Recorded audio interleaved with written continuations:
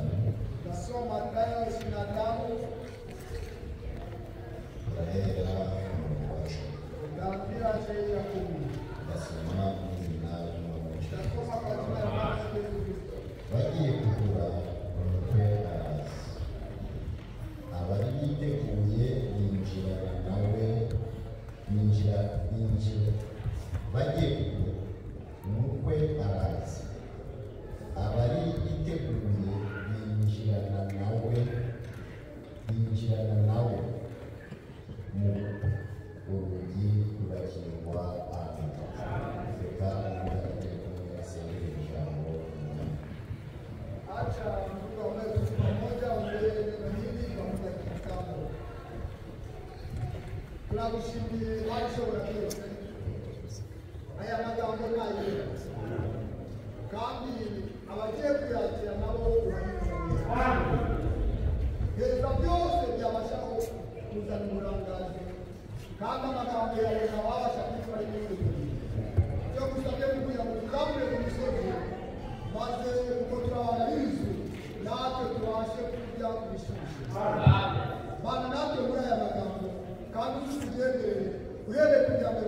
yanyuma Mwuka wera azakotumugara kuwawe maze namusigira kuvuga nako gusigiye kumva imbaraga y'Umwuka wera wezimanukira ahantu mukutaje kwamuka bamabana nibana nako kuri byose muri aya magambo mwizina Yesu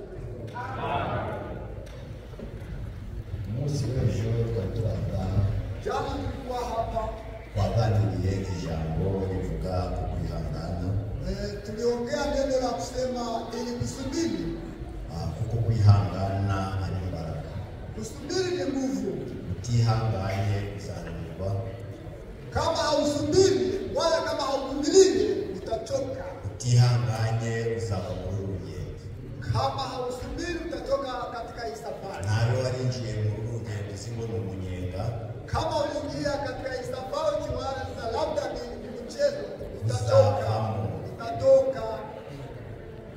nawe warinjiye singo ni umunyenga kama uliingia hapa ukiwaza ni laha uzava utatoka kuko urugendo habamo ibibazo byinshi sababu safari kuna mambo ya kuchosha mu rugendo habamo aksida ndani ya safari kunakuwa ajali urugendo habamo gusitara ndani ya safari kunakuwa mu rugendo habamo byinshi ndani ya safari kunakuwa mambo mengi igifasha umugenzi ni iki inawasaidia msafiri ni kitu gani ni ukwihangana kusubiri akihanganira ibimugeraho byose mambo yanayokufikia yoyote naho nutihangana kama hausubiri uzavamo utagaruza utatoka bila shaka nawe warinjiye mu rugendo amalia katika safari hii ukurikiyemo inyungu runaka ukipata faida fulani lazima iyo nyungu nuyibura uzasohoka lazima utatoka nawe warinjiye muri rugendo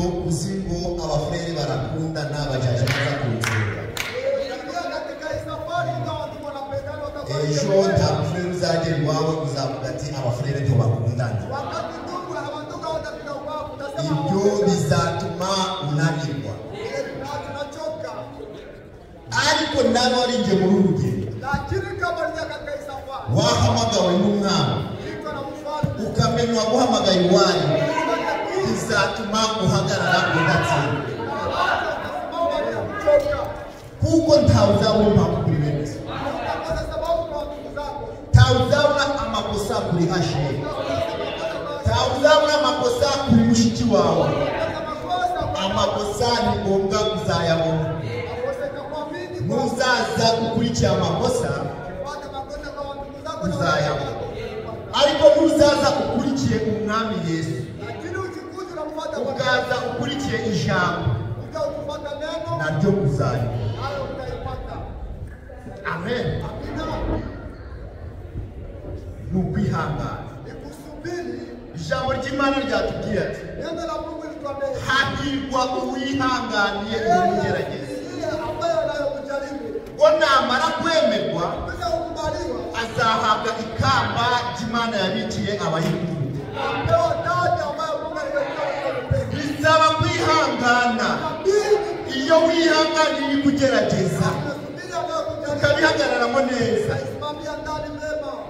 ubisohokamo udatsinda ubisohokamo neza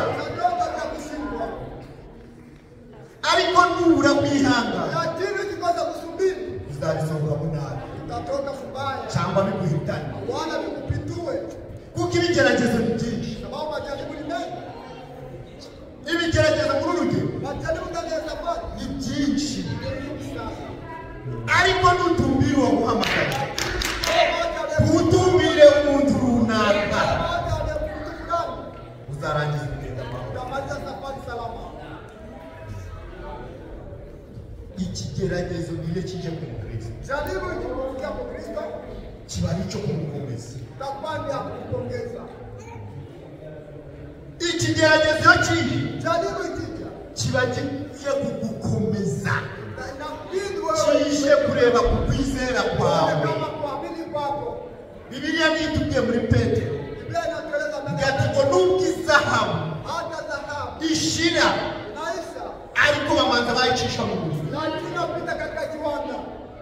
bayicisha mu muriro kugira ngo amanda kuri ku zahabu uveho isigara ari izahabu nziza, isigara ari izahabu itunganye yo gukora umurimo. N'umwizera nawe ni ngombwa ace mu bigeragezo kugira ngo ukwizera kwe kurangize, kugaragaze icyo kwahamagariwe. Ejo twakweze kuri Yubu. Yubu yarageragejwe. Sinzi nawe hari umuntu wari wageragezwa ariko Yubu yabihagazemo neza. Abihagazemo neza yabisohotsemo neza. Ikigeretse kuri ibyo bya bindi byose yazwe ngo yarigaruriwe n'indimi, bya bindi byose yazwe, abana, abakobwa, imari, indogobe, byose Uwiteka bigarura indimi. Kubera iki? Yahagaze neza, aravuga ibi bigezeho none ni Imana ibyemeye, bituma bataja kuraguza, bituma badasohoka ijambo ry'Imana, ahagarara neza akabisohokamo neza. Babandi bajaga kumushiga, babandi bajaga kumuvuga uruhande, babonye bisohotsemo neza, bituma basubira iwe, baramubwira ati Yubu tubarariye, ahubwo tunabikora ibiganza.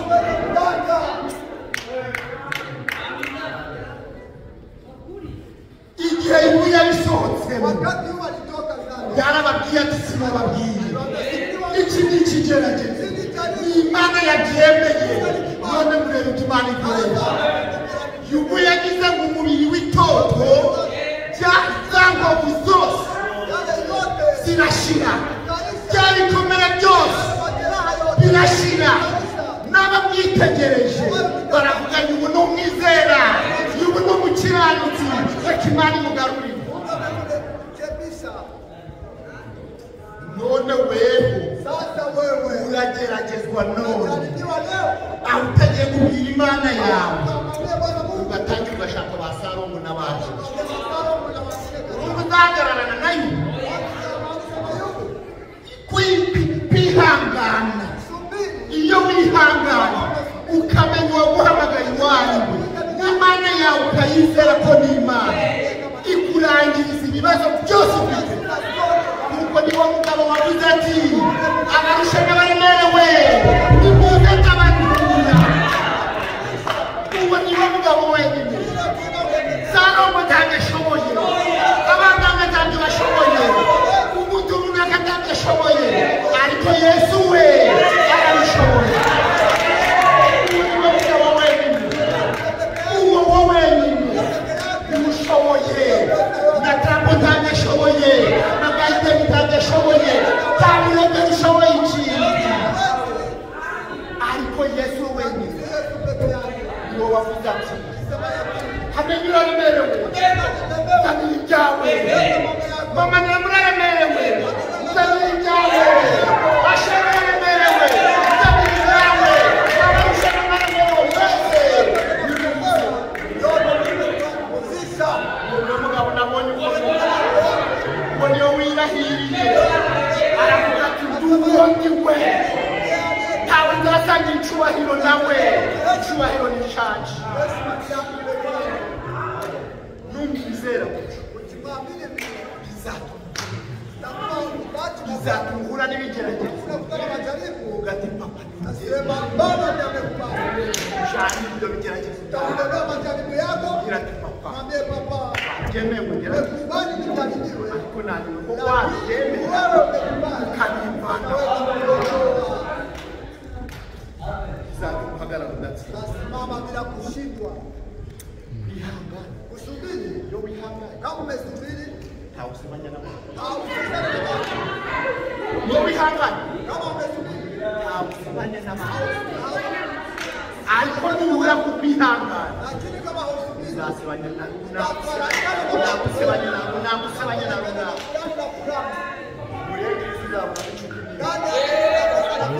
Alikuwa ni ura Imana yabyemeye reka nsome kino gikombe nongere kukinywa uzari uzagisohokamo wewe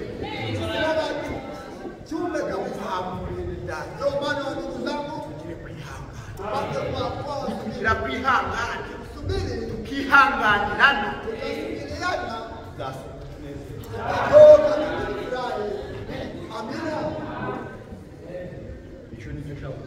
jana ni neno hili ambalo tulikuwa nayo siku ya leo.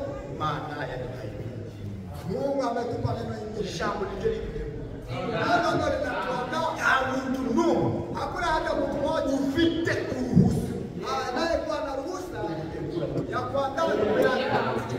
ndetse na Frank ntabishobora Hata Frank hawezi. na Branham ntabishobora. Branham alikuwa hawezi. Ijambo Neno pekee ryo ryonyine ryo ridutegura kuko n'ijambo riratubwira ati mu Befeso gazishira umugeni utagira ikizinga n'umunyanyagi.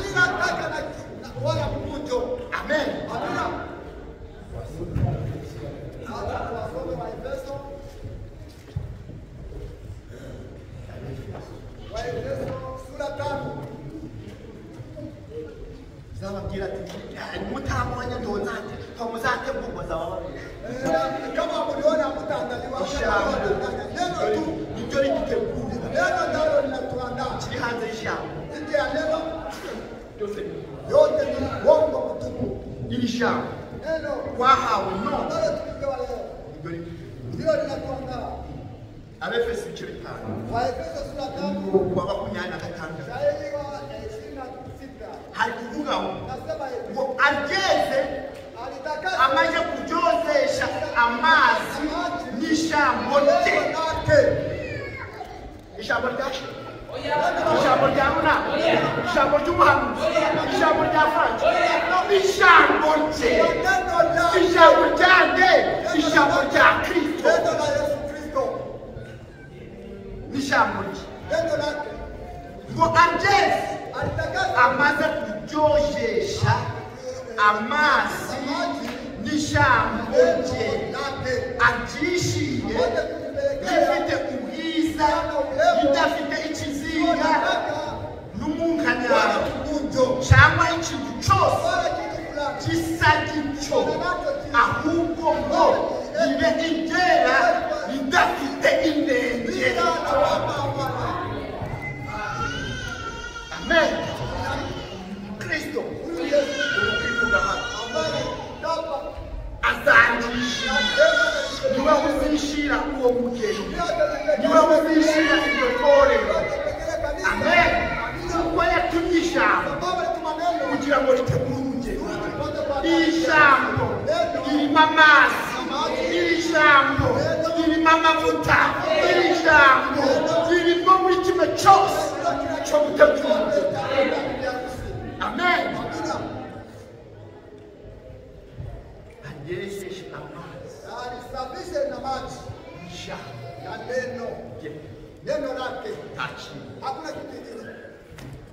kandi buri umwe wese Kila yote uburenganzira bwo gukora ni uhuru wake kujiandaa. sinzahatana na mwene data didasi Kama ana ndugu Asheri gati itegure fere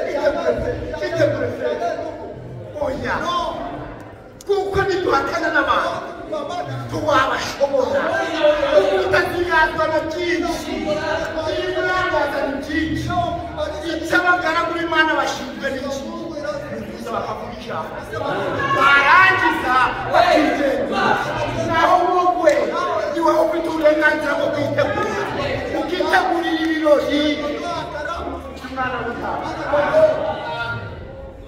Amen. Ijambo turaganira neno tukaloliongea leo ni amahirwe yo kuba umugeni. Ni amahirwe ayo mahirwe afite bake kari bose hari igihe urarangazwa n'utarimo kuko ijambo riri kuvugwa ijambo rikavugirwa muri rusange wawe wenda we yabifashe kimwe yishakiye ahubwo we ubwawe wirebere muri iryo jambo kuko ijambo ry'Imana rigereranwa n'ikirahuri ijambo ry'Imana rigereranwa n'indorerwamo amen ijambo ry'Imana neno la Mungu linashera wewe kama kama peke yako mahora kireba wewe wenyine hapa unasema hivi bagabo mukunda abagore bane waume mpende wake wenu ni itegeko ryanje yo gukunda amahoro kupenda mahoro hapa mahoro nakiri mahoro nani bagore mugandukira abagabo banyu wake wetaka waume wenu mahoro nawe akikangukira kugandukira umugabo we muri byose natireba kama alitazame natireba kama alitazame jewe nzirera ijambo ry'Imana riravuze ati ababiri bazabajyanye ku murimo umwe umashangwe udasigara ababiri bazaba bari mu murimo umwe umashangwe udasigara kuri bamenya tabaki we ubwawe we peke irere mu mutima wawe reka nze mbabwire hata niwaambie hari ibintu udashobora kwibesha kuna vitu ambavyo haviwezi kudai hari ibintu udashobora kubesha urashobora kubesha umuntu nkawe ntacyo ukambesha ariko wewe ubwawe ntushobora kwibesha urayengomesha wewe uzi ibiri mu mutima wawe naba ari ibyiza cyangwa naba ari bibi naba ari imbuto zo gukiranuka cyangwa naba ari imbuto za Satani wewe mu mutima wawe ntabwo ushaka gukunda mugenzi wawe unabichua moyoni ndio maana ukikuwa tayari ni wewe mwenyewe hamna siasa sisi tunashiendea nuchere kabla tutakuwa kanisa sikavuga tunataka kusema hivi oh wakitacha na Amahirwe ni heri Amahirwe salama wa ni heri Yokuba kwa ndani ya kwa bibi harusi na Amahirwe heri ayo mahirwe ndafitwe na benshi ayo mahirwe afite na Asheri gusa Asheri pekee amen niyo mpamvu Frère namwe yavuze ati nibazavuga mu ijuru ntituzashaje bitewe reka kuvuga ati buriya kubera ukivuga buriya vuga ati nije njyenyine nzaja mu ijuru reka kureba mugenzi wawe hata kutazama mwenzi wako reka kundeba hata kutazama Asheri igenzure mu mutima wewe chunguze moyoni umutima wawe moyo wako ese kuguhamiriza na kushuhudia kwamba kuri umwana w'Imana bali uko kutoka Mungu umutima wawe moyo wako ese kuguhamiriza na ko kushuhudia kwamba kuri mu mugabane wewe w'umugenzi na sehemu wa watu wa kwenda mbinguni umutima wawe ndani ya moyo wako birahamanya nashuhudia ntabyo nzi mimi sijui lakini unajua hari ikindi gihe udashobora kubesha unajua ambacho hawezi kudanganya ushobora kubesha Imana umva nawe weho washobora kwibesha ariko Imana yo ushobora kwibesha Imana imenya iri mu mutima wawe irabizi weho hari wantekereza mpamvu bene data bisaba ngo tube abakiranutsi muri byose ukavuga ati ndihishashe ukaho wihishe Imana irahari aho wihishe umwuka we arahari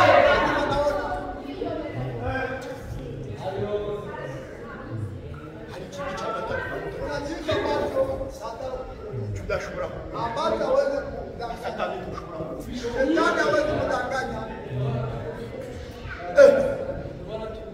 Satani ushobora shetani hawezi kudanganya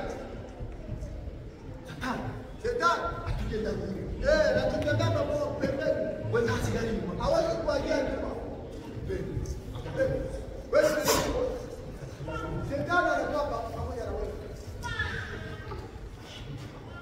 Asheri anatafuta hadi itakufuata tu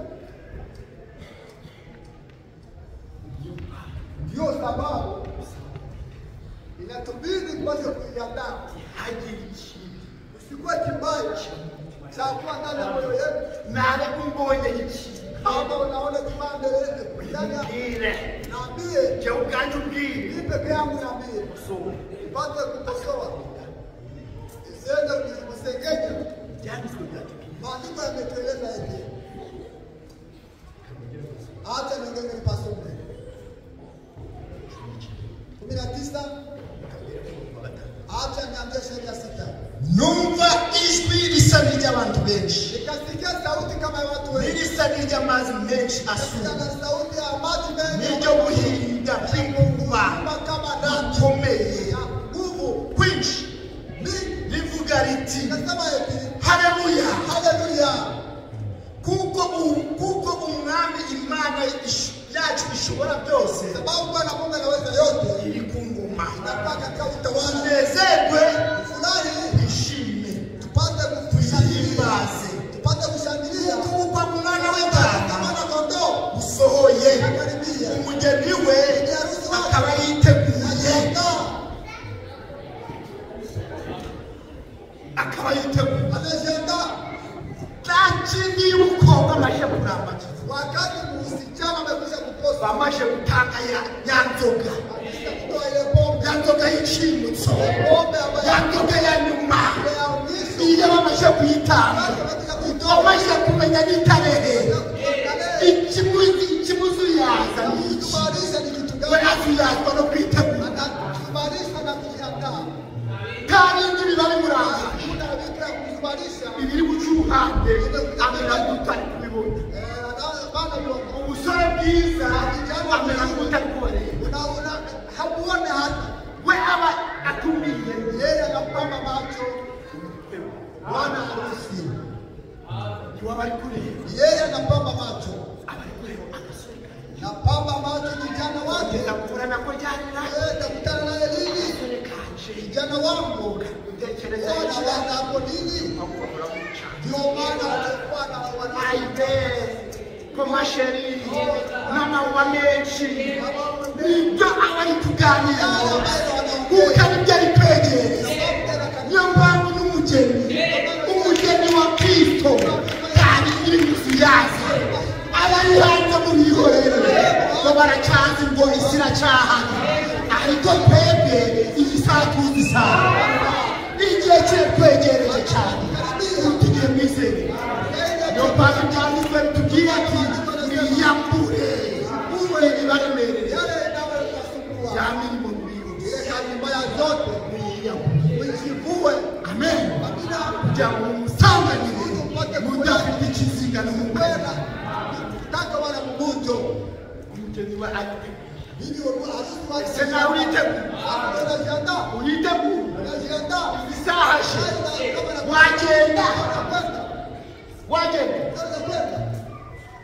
izi saha izi saha ashe akija turi mu materaniro ndani ya makusanyiko wagenda naweza kwenda kabla sijaanza huko nikimbonezea hawayakumbuke na yale unajiandaa wewe jiandae leo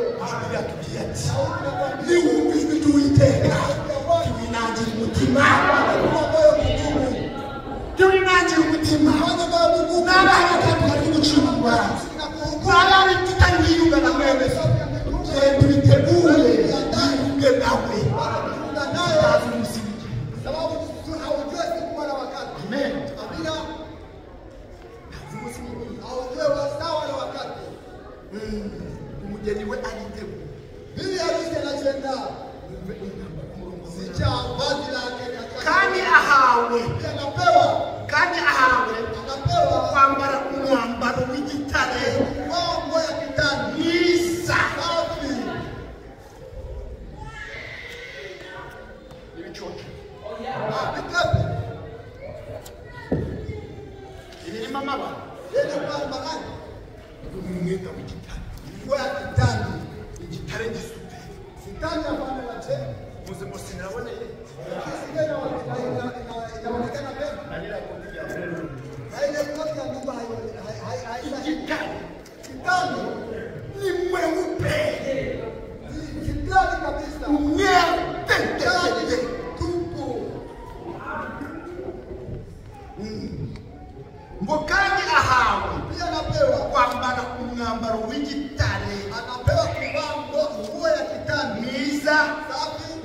irabagirana ambaye kuangaa itanduye ambayo haiharibiki, haichafuki kabisa, ambayo haichafuki, ambayo haichafuki. Uwo mwenda w'igitare mwiza Ile nguo ya kitani safi niyo mirimo yo gukiranuka yabera. Mwumvishije uwo mwenda? umesikia kazi hiyo? Imirimo imeze ute? Kazi gani? Imirimo Kazi yo gukiranuka yabera. watakatifu. Niyo mpamvu Ndio sababu umwe wese awaye yote afite inshingano ana shurti, yo gukora imirimo yo gukiranuka. ana kazi ya kutenda kazi ya haki. Buri umwe wese Kila awaye yote afite inshingano ana wajibu batagushize bila sheria gukora imirimo yo gukiranuka tenda kazi ya haki yabera. ya watakatifu Ibiri hanze mu gihe yenye kwa njema ya reka kunegurana, hata kusengenyana, reka gushashanya hirya no hino. kutangatanga mahali Irebe muri wowe wewe ndani yako ibigushinzwe, ambayo inakushughulikia, numenya ibigushinzwe ambayo inakushughulisha, ukamenya ibyo bigushinzwe, unajua ya wajibu wako, uhagarara utaacha kusimama vyema, biratuma utita ku by'abandi hata ahubwo wita ku rugendo rwawe wenyine, biratuma utita ku bya Asheri, biratuma wita ku bya Asheri wenyine. Jewe nitaye ku rugendo rwanjye, bila jana safari yako sinitaye ku byo bamvuze. siachane na watu wengine Wakumbuka zamvuga kuko narakunze cyane nakwiriye kunyumva sinaraye kudamara ariko kuko nakunze wakumbuka ko makunze sema tanisema unabaza kuvuga hata ukisema uzaba ufite amarira meza kama una majabu mazuri bazavuga ngo ariko cyane nakagifite amarira ariko gifite ibitegeri wazananirwa kuvuga mbere waravutse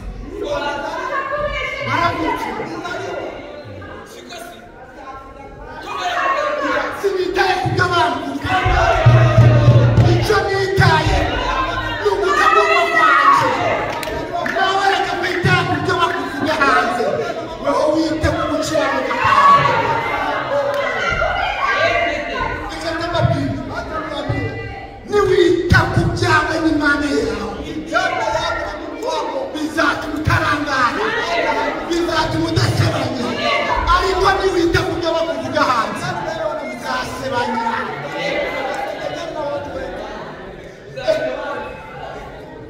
Jewe Asheri hanigere mu Rwanda, hanigere hehe, ibyo ni ibintu byitayeho jewe, ibyo ndobyitayeho, ibyo ndobyitayeho, ibyo nitayeho, jewe n'Imana yanjye, kuko Imana yanjye izi biri mu mutima wanjye, Imana yanjye izi ibyo nifuza, abandi bose ni ubusa. Nubusa bose turirukanka turaharanira kugira ngo dufatire cyane ibyo Kristo yadufatiye. kamatia Ndangara zubana ndangara izinga igihe kiracyahari, unajua wakati gani, igihe kirarangiye, wakati na kwisha ibimenyetso byose alama zote byaragaragara, kisha kuonekana, nta gihe kigisigaye. hakuna muda. Na Frère Frank ari kuvuga ati Na ndugu Frère anasema hivi, kwegereye cyane tunakaribia sana cyane, agaruka akavuga cyane sana cyane sana kugaruka kwa kurudi kwa Yesu Kristo, cyane cyane sana sana kugaruka kwa Kristo. kurudi kwa Yesu Kristo, Ibimenyetso sababu alama Yesu yasize avuze ambayo Yesu alitaja yote tukisha kuonekana. yaravuze ati nimubona ibyo Sema mkiona yale zaraba mame macho nyeko ndio kwamba gucungurwa kwanyu kuri kweli hafi, Mungu karibu. gucungurwa kwacu kuri hafi. Reka umva usitazwa na Acha kwanza na kipande ya mkate, usitazwa na kwanza na kipande ya mkate, cyangwa biratsinda mimi itanipata bure. cyumparanira nacho Tena pigania ni kwa Kristo. umva Sikia. icyo mparanira Napigania. umukristo Kwa Kristo akazibona mu bwami lazima ndani mfanye ibintu byose mengine yote zero zero. Sufuri. ni ubusa Sufuri. ibindi byose Mengineyo sufuri. haranira umukristo Pigania kwa Kristo. haranira kunezeza imana yawe ugiye guharanira kunezeza abantu umva iyo uharanira kunezeza abantu uzasigara ahubwo icyo ugomba guharanira haranira kunezeza iyo yakuremye nuharanira kuyinezeza uzaza hafi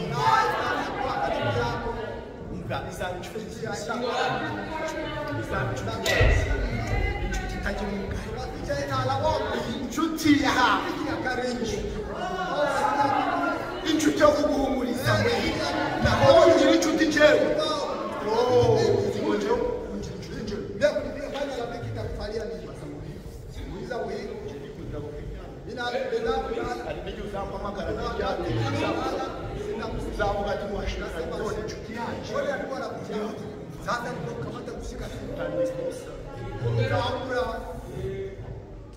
inshuti nziza itabura gutabara ihora iri tayari mu makuba iri tayari mu byago iri tayari iyo nshuti ni umwami Yesu uwo nukugira inshuti azagutabara kumanywa na nijoro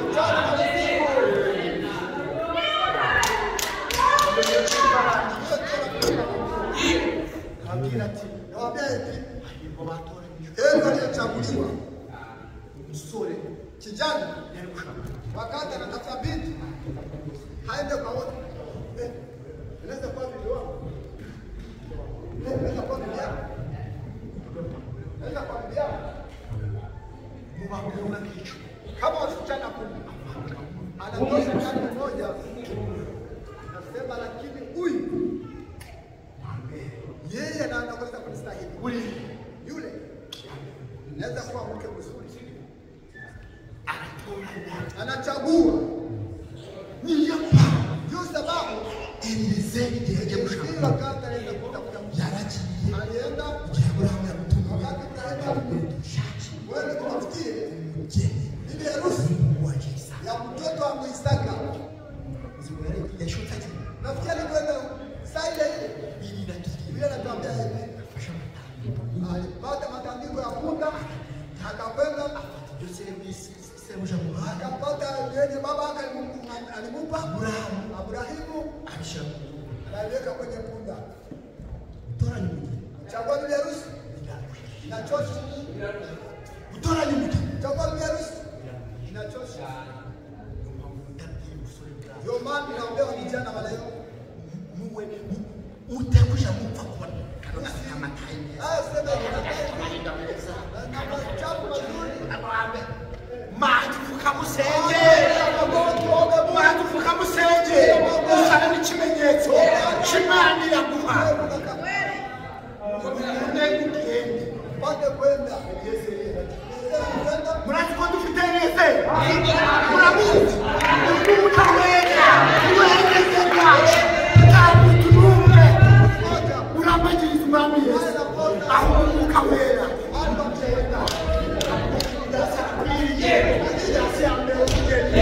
akagenda imana nema yarakwiriye akamushyiraho ikimenyetso arazunguruka Ezra akakwenda. aburahamu yari yamuhaye itegeko icyo muhaye itegeko Kama sheria uje mu bwoko bwacu uje mu bwoko bwacu utaje mu banyamahanga ubu none sasa leo iryo jambo ririhe neno hili ni wapi? tutuja mu bapagani Hatuende kwenye mabadiliko, tutuja mu banyedini hatuende kwenye madhehebu. nimubizera nimubizera niyo mpamvu ari igikatazo Sababu ni ubona agakobwa hirya kule ndogo kuja kwa mili kwetu naweza kufanya bibi harusi. ugenda ubaze ahawe Wewe uliza Ahabu. uzahabwa byamubayeho Ahabu ndio mama alitendeka kwake. yagiye kwahe Aenda kwa bibi wako. Sebele. Namtosha ngambo. Sebele alishika na yale Jose mambo na kwao yote. Kazi yetu. Anaweka hapo. Yaacha Waisraeli wote wanageuka. uwa mukobwa usaya umuvanye hakurya udahana abantu umwami kugira zakire cyangwa kugira ahinduke ni umugisha Baraka. ashobora guhindura Useme kama ashobora guhindura anaweza kubadilika. agiriwe imbabazi Anaambiwa anaweza badilika. ariko mwikataza Lakini abasore bacu kugenda hirya wenda ngambo gatinuzi wacu kufika kwetu tunabatizwa na kufanya bibi harusi wako. Umeshindwa. Umeshindwa. Kukiasa. Sababu mahala atatoka sasa. Atakuwa kikufuata. Yale ya kwao yote atavileta ndani ya nyumba kwako. Nitabakia huko. Takuwa ndani. Kimaliza kumpata. Kimaliza kumpata na sema nileta hapo kwa kisha kufanya jawe na endelea na mambo yako na kuendelea na mambo yako. abana bacu tubahatira gushaka ubwoko bwacu ubwoko bwacu ni ubuhe taraba mutu taraba tutsi taraba ubwoko bw'abizera ubwoko bw'abakristo abari gushakira umugeni n'umushaka ukamushaka ukamutaka ubusa imana yeza imana yawe imana yawe imana amen.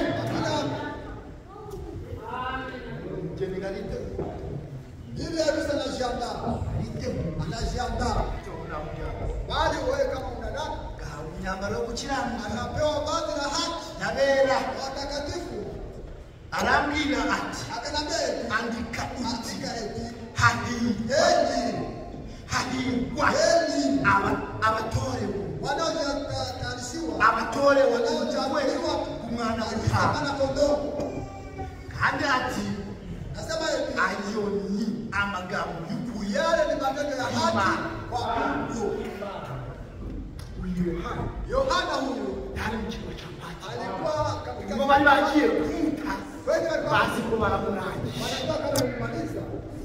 bamutetse mu ngunguru y'amavuta Fika katika mkungu wa mafuta abo naba Walumi bamutetse mu ngunguru y'amavuta katika mkungu wa mafuta bazi ngo arapfa bamuteka amasaha 24 akampiga ya masaa 24 umwisiri siku mbili ayo masaha 24 saa 24 bagiye guhirika ingunguru Yohana bamara mutara ayivuga ati Yesu ni muzima iko yarabejo ipatawa ibeka byose yamamaza ijambo ry'Imana baravuga ati nasema huyu hatutakuweza wadutete mu ngunguru y'amavuta abadapfuye kama akufe. none turamushoboza Sasa tutakuweza. hari ikigo cyo Pati Tulikuwa mlima Pati aho basha guta ibinani aho bata abananiranye wewe wanatumbukiza wale washirikana wakamsema eti ni wewe huyu wewe nanjye nayo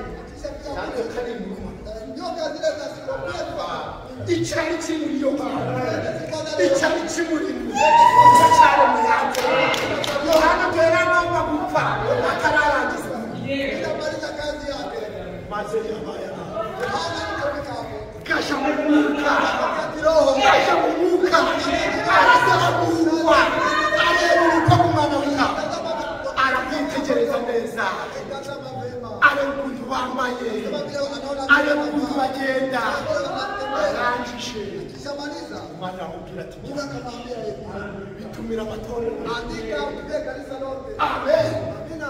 mpamvu byanditswe Ndio maana andika hivi nama maneno mazuri biranditswe andika hivi ahawe kwambara napewa kuvaa igitare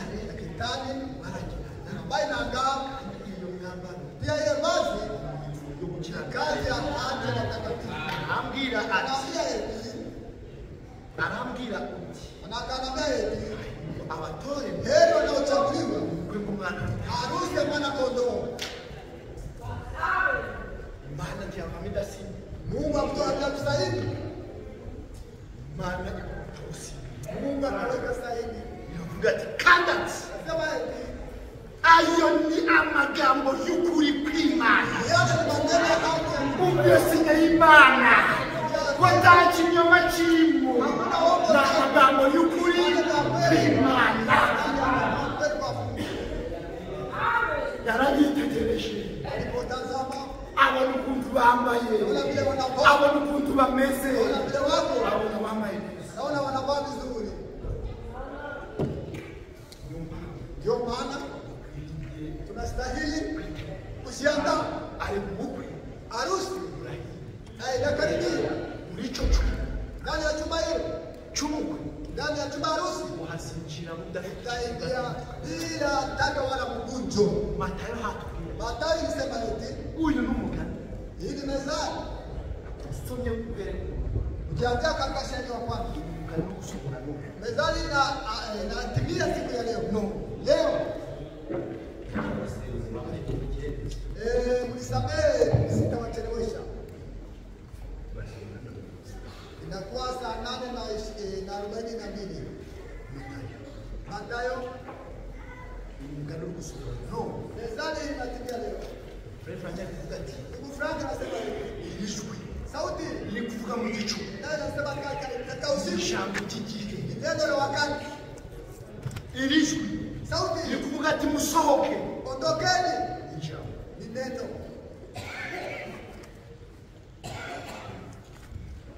n'ijambo. Ni neno. Matayo 25. Matayo 25. Kandi birakwiye Tunastahili ili tupate kujiandaa. Sikieni. Matayo 25. Matayo 25. Icyo gihe Ile wakati ubwami bwo mu ijuru Bwana wa mbinguni buzagereranywa n'abakobwa kama cumi wanawali 10. bajanye amatabaza yabo baja gusanganira umukwe. Bwana harusi.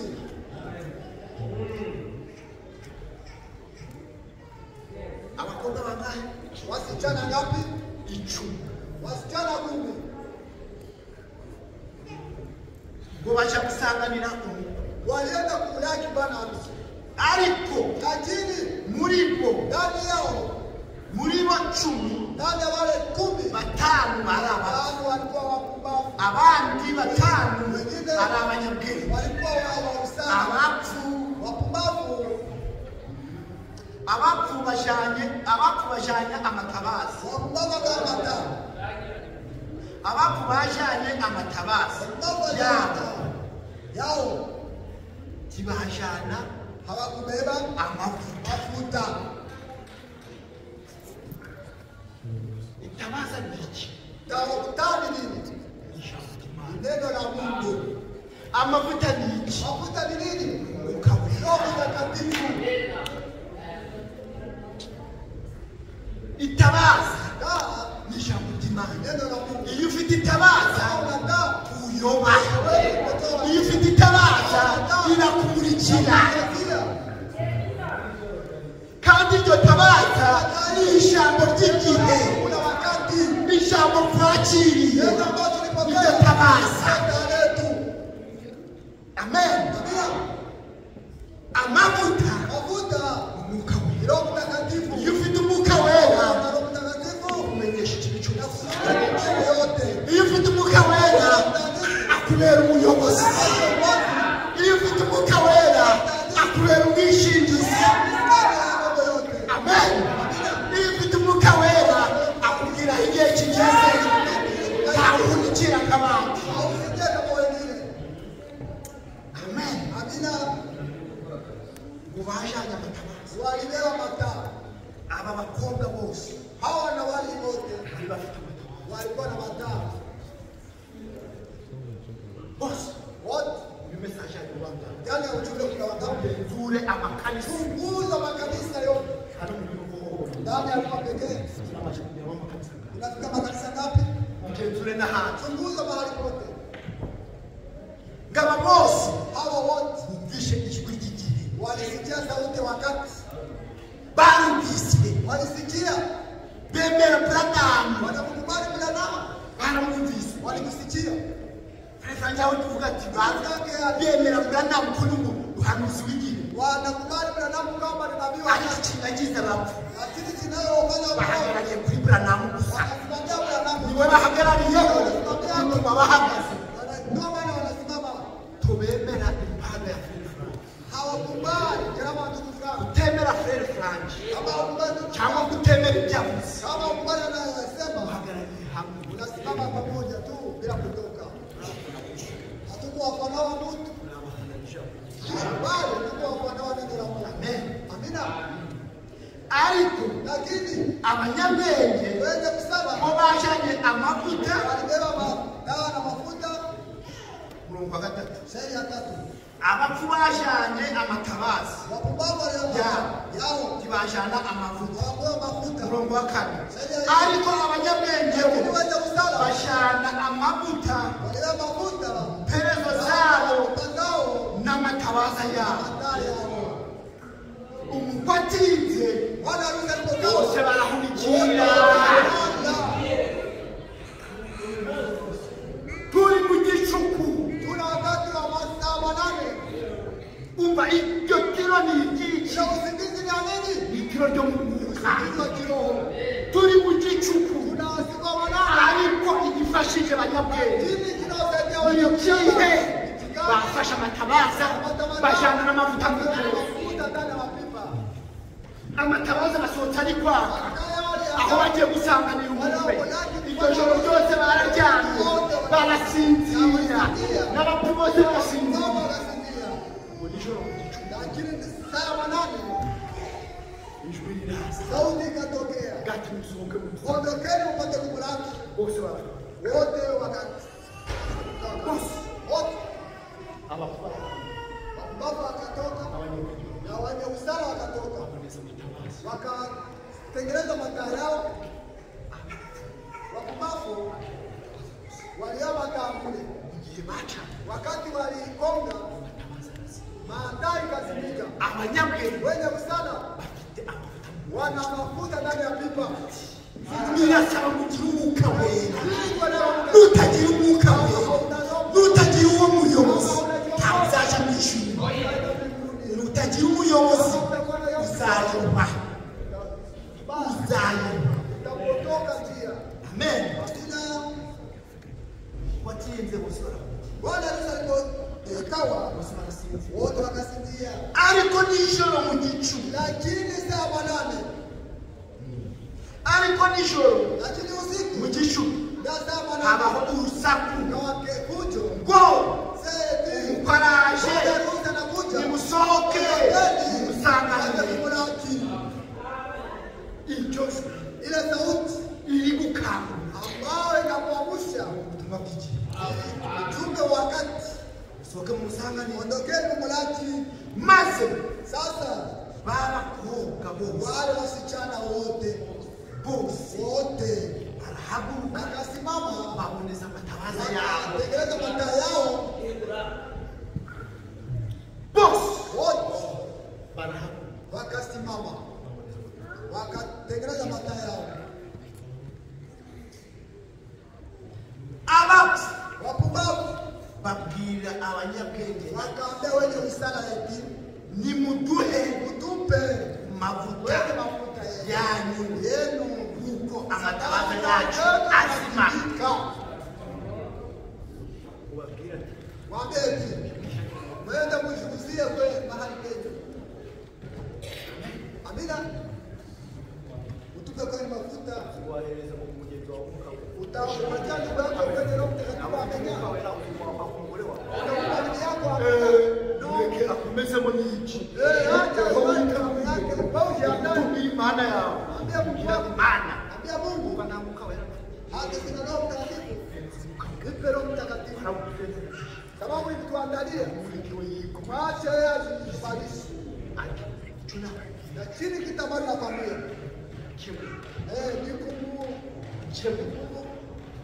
Nikumuonya kabisa. Namuonya. igicuku Usiku wa 8 barasinzira wote abapfu babwira abanyabwenge wapumbavu wakaambia wenye usala bati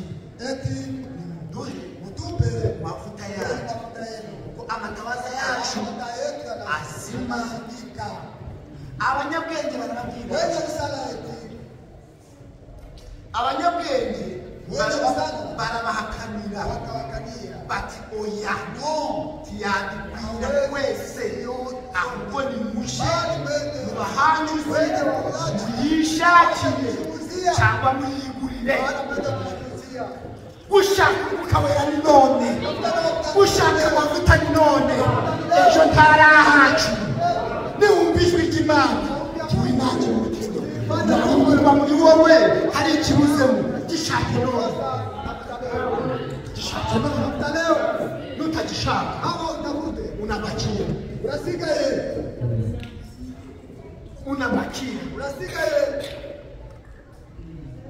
muje mu bahanjuzi wende kujirusia wote kujirusia mutana wacu nabo baje wakuta hili yetu wende kujirusia ili jambo ni injaci n'umwuka wera n'uwacu kandi w'abapagani kandi w'abanyedini n'ibyacu byose iyo mpamvu ngo baje kwigurira yabo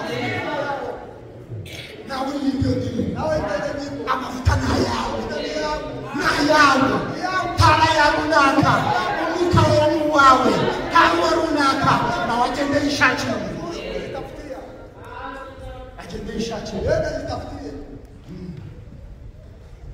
nigire mu bahanjuzi wende kwenye kushikusia umurongo wa 10 bati sheria ya kumeti bagiye walipoenda kwenye kuibua mafuta wakubafu mugihe bagiye gushaka abantu waenda tafuta mafuta mugihe bari kuvuga ati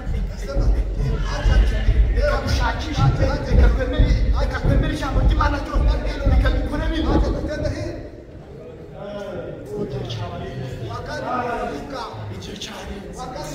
ariko umunyabwenge we iyo yumvishe ijambo ry'Imana araryirukakira kugira ngo ayiture nayumva none aratuza yuko Imana imutesha ijambo niwumva gukunda mwene so uratuza yuko urukundo rwinjije amen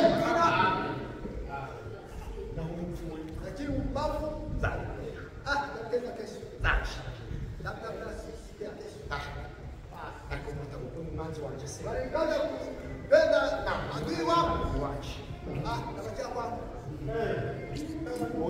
hapana kutrota ulichelewa ndiye kiraturenze wakati natumbuka ndiye kirashize wakati naisha nibakubwira ati umwanzi wa penda isi yaravuze ati nimukunda babakunda muzahe ngici n'abakandi barabikora bagifo na bitenda nibakubwira ati wachikwambia ati mkendane ati mukunde niwe muzareka n'ubwami mukunde niwe muzicara na kunze muri gusangi none mutamukunda muzasangira nawe muri gusangira tukuza hano aho tuyumva mu Asheri Asheri yarahawe umwuka wera yifitiye amavuta kugira ngo tuzasangira kama siko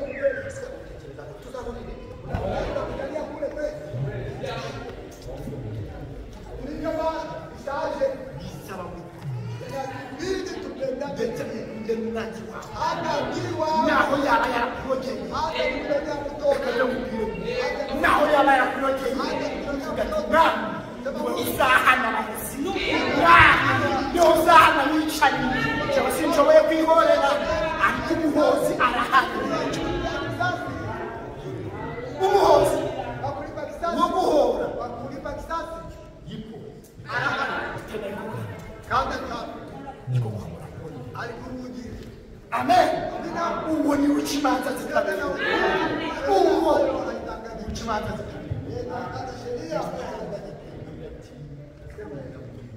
enda ndugu yako amina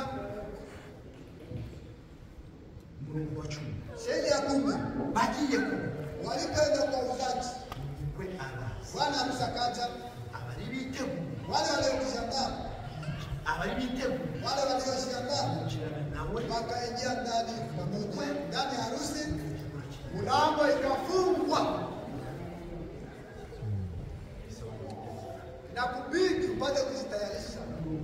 Shahidi ya kumi hadi nyuma yake wale wa binti kumi nao wakakuja barahamagara wakaita eti, nyakubahwa mheshimiwa,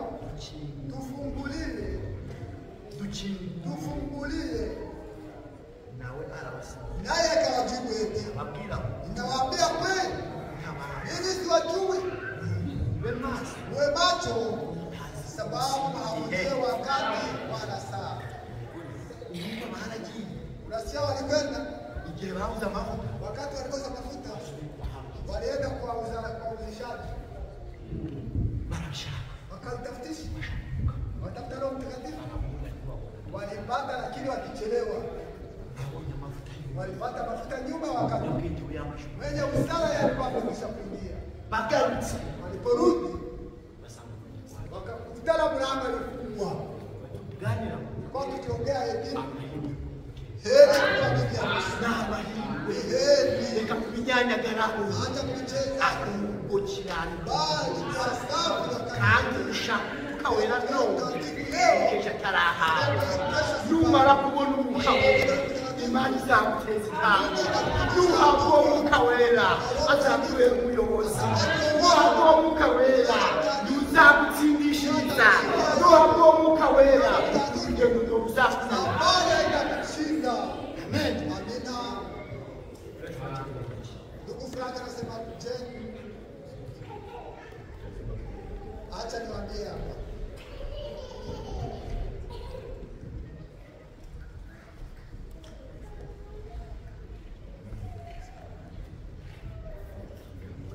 Acha nisome hapa kidogo.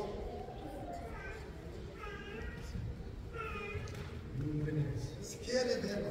iyo turebye Wakati tunapotazama ibiba ku banyabwenge yenye kwa katika watu wa ubona usala, aricyo kimwe tunaona kama ni sawa yabaye kuri na mariya Yana alikuwa katika Maria. yakiriye imbuto Alipokea mbegu cyangwa yakiriye isezerano au alipokea ahadi arabyizeye akaiamini. umwuka wera Roho Mtakatifu ubwira ko ikawa pale pale ikamjia. nuko Sasa ngo ijambo neno ryamara umubiri likamwamini ndani yake. abanyabwenge Wenye msala, abanyabwenge bo wenye msala wao, nta nyigisho hakuna fundisho bashobora wawezayo, nta nyigisho y'ubundi n'imwe bashobora hakuna kwemera fundisho la mwanadamu ambayo wanaweza kukubali. bo ni umugeni ijambo Wao ni bibi harusi niyo neno. mpamvu Ndio maana badashobora ndio maana gukora hawawezi icyaha kutenda dhambi cy'ubusambanyi ya uzinifu cy'umwuka ndani ya kiroho. bituma bakomeza Na hata wanaoendelea gutungana kuwa safi. kandi Sasa amasezerano y'Imana ahadi ya Mungu abasohora ikatimilikia kwao. abari b'abanyabwenge Wanawali kumi wenye ntabwo busara bafite amatabara hawana mataa, umuco nuru ni nuru tu pekee, ntabwo bafite amatabazo n'umuco hawana wakawa na nuru, bafite wana itabaza na bafite itabaza n'amavuta mu mpereza mafuta ndani ya pipa kugira ngo kusudi bakomeze wapate kuendelea kuzuza amatabaza yabo jaza mataa yao ye kuzima isizimike. ahandi havuga ati Penginepo pasema eti umunyabwenge umwana mwenye busara mbikira, nta kindi bivuga hakuna ausikacho nacho, nta kindi bivuga hakuna chenye nahusika nacho byerekeye itegurwa kwa ajili ya kujiandaa ryihariye ya kipekee rya buri muntu ya kila mtu, rya buri muntu ya kila mtu. nuranga Ukizuma usigara utabaki ubona ko igiti cyawe ni wewe binafsi, reka kureba usione wa pembeni wako.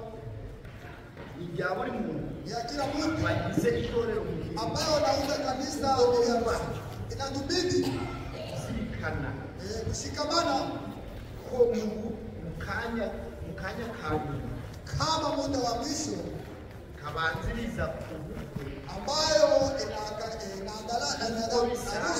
Kama kawaida ntabwo umugeni bibi harusi akomeza kwita haendelee kuhusika ubindi kwa mambo mengine yikishe ambao inamzunguka, ntabwo aba acika hawezi kuendelea kuhusika kwa yale anayosema cyangwa wala bikorwa yanayotendeka n'abamukikije na wenye ahubwo bali ashishikazwa anakuwa na bidii ya kujiandaa icyo ile kwitegura kwawe kujiandaa kwako akaribyo bigushishikaza ambayo uwe nayo na bidii icyo ile kwitegura kwawe kujiandaa kwako gushishikaza uwe na bidii yaje unajiandaa Bwana ayo munsi ile ndio chakula ya leo.